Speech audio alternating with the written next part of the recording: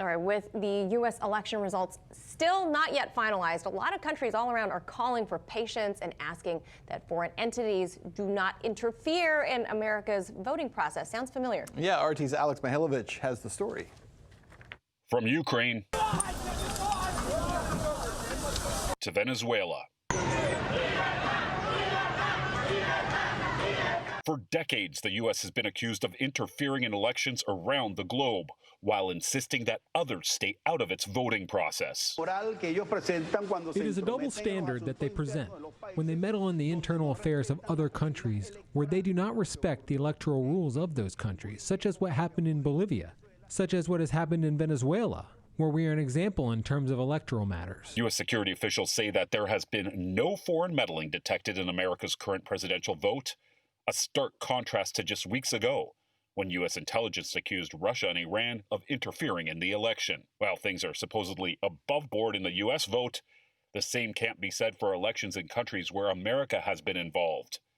Bolivia is a prime example of that, a nation that just recently democratically elected a new government after the U.S. imposed its will a year ago. What occurred is nothing to be surprised about. We also won last year. And when democracy didn't serve their purpose, they carried out a coup d'etat. The U.S. is accused of helping a right-wing interim government take control of Bolivia in October of 2019. At least 35 people died in related incidents. From campaign financing to violent coups, some would say the U.S. is the biggest election meddler of them all. Dov Levin, a political scientist who conducted an in-depth analysis of election meddling, told USA Today the U.S. has intervened in the most elections between 1946 to 2000, 81 elections in total. Robinhood believes now is the time to do money, without the commission fees and account minimums, so you can start investing. This includes well-known cases in Guatemala and Iran in the 1950s and in Chile and Nicaragua in the 70s and 80s. More recent campaigns include the 2000 election in Serbia, where the United States openly funded a movement to defeat President Slobodan Milosevic, a putsch in Afghanistan, where the U.S. failed to remove Hamid Karzai from power, as well as everything from simple funding to revolutions in places like Ukraine, Kenya, and Lebanon. The list goes on. One of the most publicized examples of U.S. interference in recent years happened in Venezuela. The United States recognized the opposition leader Juan Guaido as Venezuela's interim president, ignoring that country's 2018 election results, in which President Nicolas Maduro was re-elected. Even though some may be questioning just how democratic America's elections are, many outsiders are insisting that the process must be allowed to run its course, according to the laws of the United States. At the same time, they hope that the U.S. will give other nations the same respect. For RT, I'm Alex Mihailovich.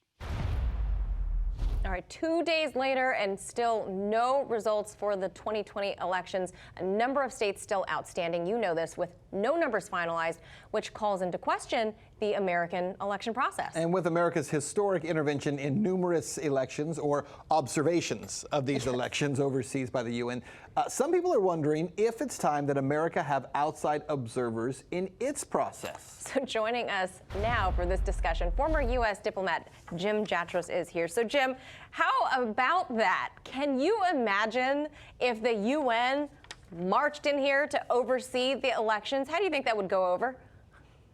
Well, you heard the report about this Chinese official handing out cookies on the street. I think her name was Vicky Nuland or something like that. Very similar to what we saw with America and Ukraine. Look, it'd be interesting to see if whoever wins gets sanctioned by foreign governments for an unfree and fair election, and they decide that the loser is the real American president and recognize him. Look, at the risk of sounding a little partisan here, I think this is very similar to what we've seen in other countries, sponsored in part by the U.S. government, that Biden's main theme during the campaign was to talk about the virus. You're all going to die if you don't wear a mask. We don't have a permanent lockdown. But the collateral of that was also to say a huge part of the vote would be by mail-in, which means that would be decided by the political machines in a handful of large democratic cities. And that's what we're seeing playing out now. And the question is whether that's going to stand. and we'll see that over the next couple of days. Jim, can you compare this to other countries? I've heard people say in the last few weeks and even months leading up to this election that a lot of what is happening in the way this election was structured smacks of how U.S. intelligence behaves overseas when it gets involved in elections. Is that what you're indicating? And if so, can you give me some specifics on what that looks like?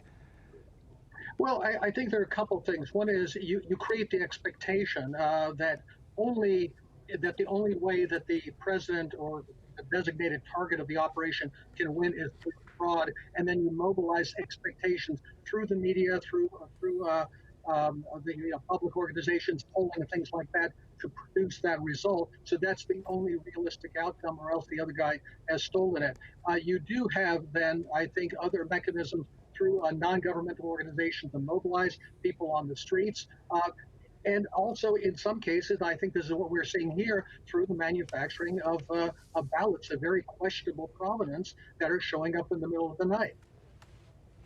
Now, Jim, I'm sure you heard about this by now, that DHS, their CISA, the agency, claims there were no cyber attacks in the 2020 elections, far unlike the 2016 elections where they claimed Russia did everything, Russia. This year they claim they thwarted everything, they saved democracy. How do you square that? I mean, did Russia just suddenly stop after they've accused Russia of attacking this democracy for 4 years? Well, we did hear reports a few weeks ago that the Russians and the Iranians were involved in trying to do some of those activities. You're right, those reports somehow disappeared. I think if somehow Trump pulls this out, I think the odds are against him, but I don't think it's impossible. If he pulls this out, you can bet your bottom dollar, yes, those accusations will come back. And somehow, if he did it, it was only with the help of his boss, Mr. Putin. If Trump loses and Biden does take office, I think we'll still see some of that as well, that the Russians tried to help him out, but our intrepid intelligence services were able to thwart them so that the real winner was able to take office. But I think that will also lead to a kind of a purge that will take place, targeting anybody who's ever had Russian dressing on their salad. That there will be an effort to try to go after any such suggestions of Russian collusion, not only anybody who was ever connected to the Trump administration. There is, without question, Jim, a level of, you use the word collusion right now, a level of collusion between, the president talked about it earlier tonight, big tech, big media, big donors, big money. He left one out. He didn't mention the intelligence apparatus in this country and intelligence services. But we do know this, that the intelligence community has been involved in trying to affect the election, at least since 2016, because that came out in a lot of these text messages that were going back and forth between FBI agents, the involvement of John Brennan over at the CIA prior to the election. Is that a point that the president missed that he should have touched on tonight in terms of the intelligence community being part of this coalition of groups?